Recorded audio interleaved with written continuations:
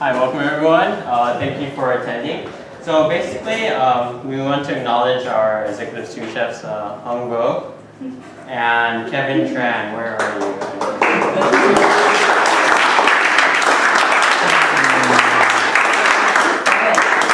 So what's awesome about a kitchen is you just can give directions and then you actually do all the work. So along these, the right term is actually macaron because it's French, but we're going to be a little more American and just call it macaroon. There's two types of macaroons. There's an American type, which is made with coconut, and it is also known as a truffle. The macaron is actually a meringue cookie. So this is actually pretty quick to make, but on YouTube, there's actually a couple of French videos out there, but the French videos are all wrong. I don't know why. Probably because there are kitchens and baking time. So let's actually go through all the ingredients first.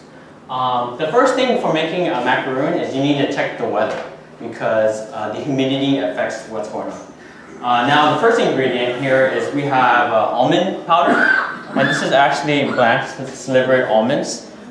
This is what we did is our sponsor Sprouts, we actually bought it from them. And this was pulsed in a food processor. So the first thing we're going to do is you have to sift all your ingredients. Hung here is going to take this and first sift. This is 125. This is 95 grams of almond flour or almond meal.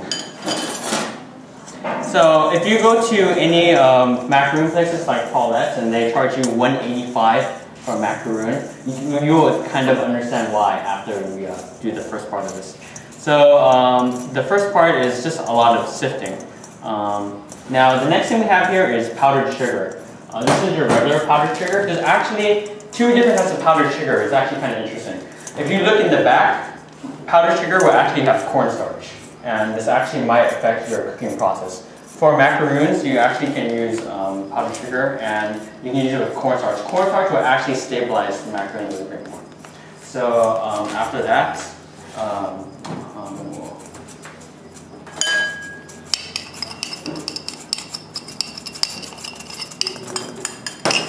the next thing we have here is hazelnut powder.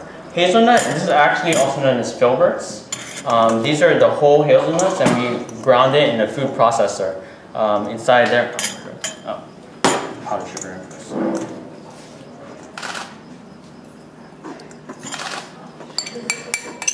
So it's not a lot of sugar, as you can see. It's very diabetic friendly, and you can eat it for breakfast, lunch, and dinner. As most desserts, when you realize how much butter, sugar, and flour there are, it gets a little bit disturbing. So as you can see, it's a little bit of sugar. It's about, this is 200 grams of powdered sugar. So there's some important ratios to take care of. All the almond or the nut flours have to add up to 125 grams. And the sugar should be 200 grams. What's kind of strange about this is we tried doubling the recipe and it doesn't work. So we've doubled everything and we got cookies instead of macaroons. Basically, this recipe was derived after 20 experiments in my kitchen, and after that, we finally got it down. Now, we're going to add this. The most important thing when making a macaroon is you actually need to put a little bit of food dye, because when you brown it in the oven will actually turn the macaroon brown, because that's just what browning reaction does. So with that, we actually have black food dye. You only need to use a little bit. We only just put like a tad in there. If you want to make espresso, you use espresso or pumpkin pie. Today we have pistachio, pumpkin pie, hazelnut, and espresso. Now, after you put all the ingredients in, the most important part is to fold it together. So what you want to do is, imagine that you have the sugar, you have three separate components right now. You have almond flour, powdered sugar, hazelnuts, and black food dye. And the key is to first mix it all together. So you want to do this kind of evenly. Now, the magic of egg whites. Who here has actually beaten a meringue before? Anyone? Yeah. Okay, cool. So actually the key thing, and this sounds really gross, is these egg whites have been aged for 7 days.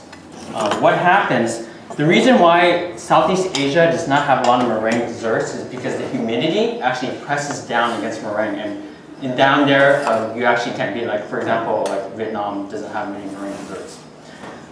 The first thing when beating a meringue is you want it at room temperature.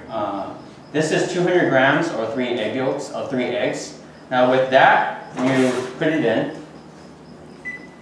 Hung is preheating the oven to 340. Now, when you bake a meringue, you need to stabilize it. There's 2 ways of stabilizing. If you have a lemon wedge, you can put some juice in there, but if you have lemon concentrate, 5 drops. So like 2,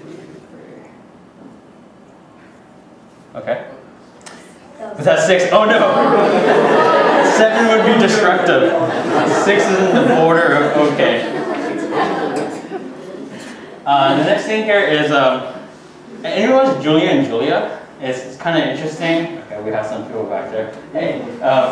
So what they had is they actually had to they were leaning down and they're whisking like this. I'm like, what are they doing? They're beating the meringue. It's like, oh, well I have this, so this is a lot easier. The most important thing is egg whites are kind of magical. They will fold about 1,000 to 10,000 times in volume. So we have a couple settings here. This is low and then high. We could use the stand mixer, but we have a Cuisinart in the back where we actually used earlier. But for a demonstration, we're going to take you through all the phases of this. So right here we have the egg whites. So when we put it in, we're going to start on low. Now the first couple phases of this is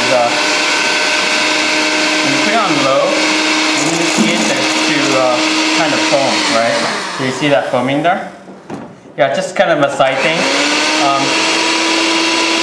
When it becomes foamy, then you add the sugar. This is 25 grams.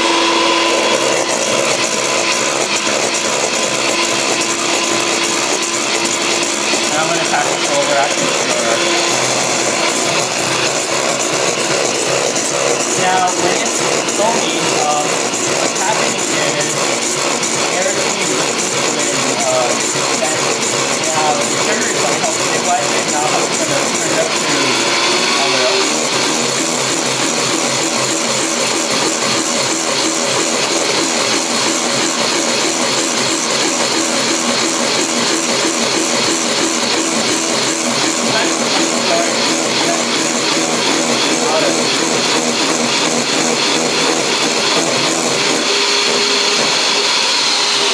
Okay, now the first stage is foaming. The second stage is what they say soft peaks, right? When you see some desserts call for soft peaks. Some soft peaks might be lemon meringue pie.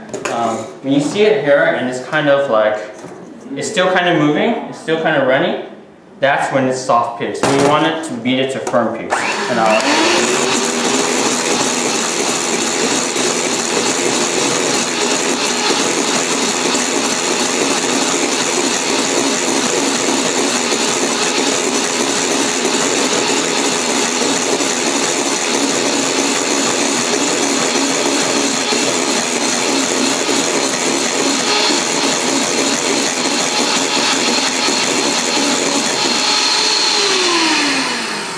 okay, so there's a couple tricks here. We're looking at now. If you have a hand beater, if you take a look at the edge of the beater, you see some of the egg whites that are actually starting to stick. That's when you know it's approaching firm peaks. Now let's see if I can do this in a demo. If I hold it up like this, the gravity, it's not going to fall out. Okay, good. Oh, that was bad. Other thing is when you pick it up, you see here it actually can pick up inside the beater. And it's firm. If you take your finger and you kind of do it, it's kind of poofy. We want to, so this is okay. We're going to beat it just slightly more.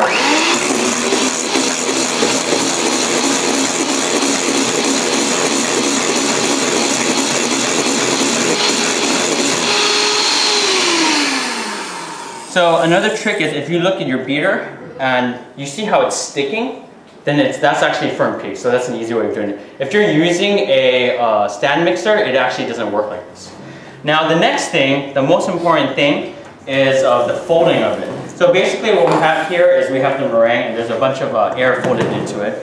Now what we're going to do, What was interesting is if you watch some of the French videos, I'm serious, I think they're sabotaging the videos because their folding technique does not work. I really don't know what's going on. There's just one video that I saw where basically it was a video with no audio and it just shows someone folding and it does actually the right technique. Now what we're going to do is we have to pretend that this is a ball of air, alright? And we're going to fold it in 5 times. So can you help me with the first? So what happens here is we have the meringue, which is a wet ingredient, and we have the powder, a little bit more, which is the dry. Now, with any type of spatula, what you want to do is you dig in the bottom and you toss it over. And you do a quarter turn rotate, like that. The thing is, you never slice through the batter because you're going to decompress too much of the air.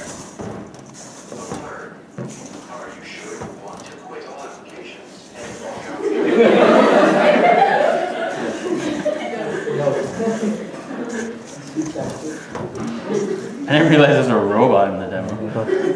Okay.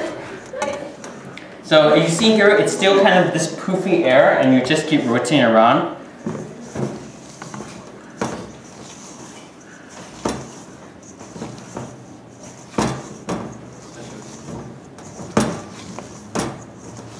So, Dan, yes. There's some people that just came in. What is inside the mixing what you're mixing?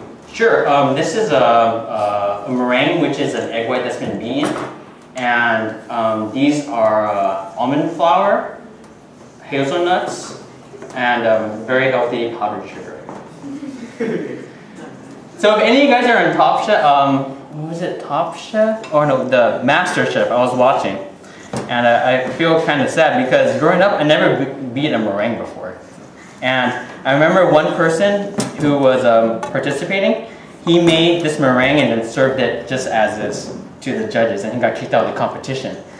And his response was, like, I'm Asian. My dessert was eating fruit after dinner. And I was just like, I don't know. And I kind of thought about it, and I was like, that's kind of strange. And this actually goes back to more of the reason why some of these cuisines develop is a lot about weather. So as mentioned earlier, if it was raining, then we probably could not make this today because it would take too long to set. So as you can see, the batter is coming together.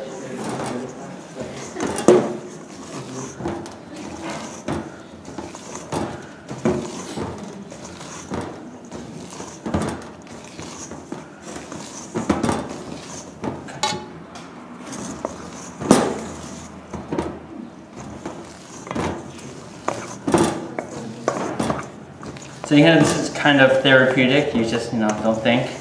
But you get stressed out when they don't rise, so these are kind of a fickle creature. To give you some ideas, if you ever go to any of the macaroon bakeries in Los Angeles, if you see them in different colors, what they actually do is they actually use a spray and spray the dye on it directly. So you see some crazy flavors like pomegranate and rose. A lot of them is they usually use a spray and just go straight on. All right.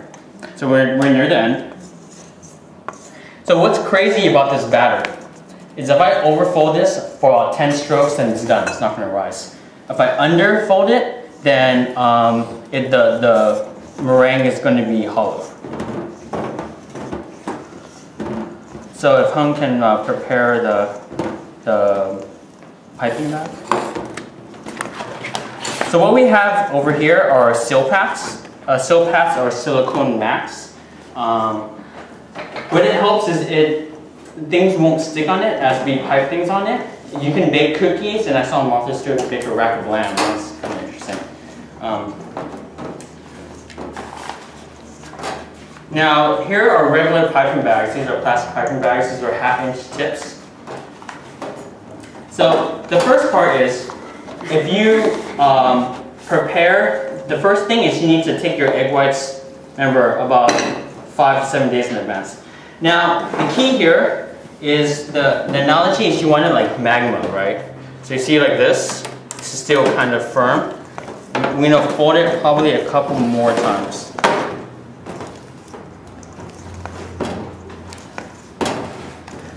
Okay. Now you see how the consistency is still kind of like that. Okay. Now what we're going to do is a trick to pipe things into your bag on your own is you take a piping bag, you fold the bottom, and you put it in a cup. And if you can pick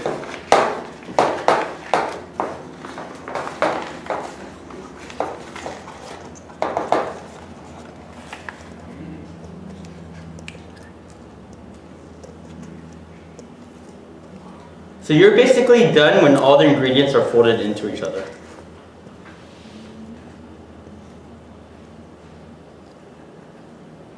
Okay, now probably the most difficult part is the piping part, and the piping part just takes practice. What you do is you take it out, and when you pipe, where'd the tip go?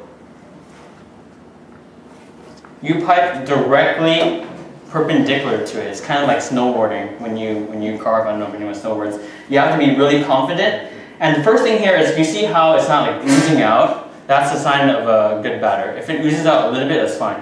So the reason why, if it's like starts oozing out, like it's oozing out, someone sorry. All right. Now when you pipe, you want to pipe. We're going to pipe dime-shaped once, and sorry, when I do this, my brain literally like shuts off. I had someone call me, my pastor call me, I'm like, call me back. So what we do is we're piping about 1/4 inch ones. You don't want to pipe it too big because what happens is it's going to expand. And I'm just going to pipe this entire one. So as again, this just takes practice. It's, I would say it looks easier than it is. So what happens is my left hand is guiding it. My right hand is pushing the batter out. Oops.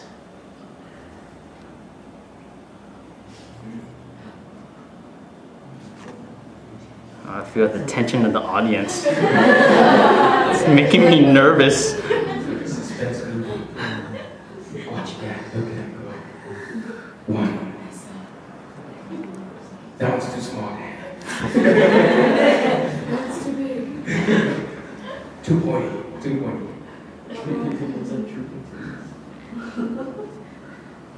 That's making him shake, so don't make him nervous.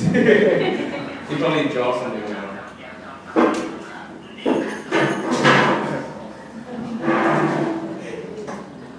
Oh, please silence your phones. Just a reminder. Like now. It's okay, it's not vibrating. Okay, after this I'm going to pass it to Hung to finish. So that's one entire set. And one that. Okay, the last part of it, what you want to do is you want to pick it up and you want to beat it on the bottom.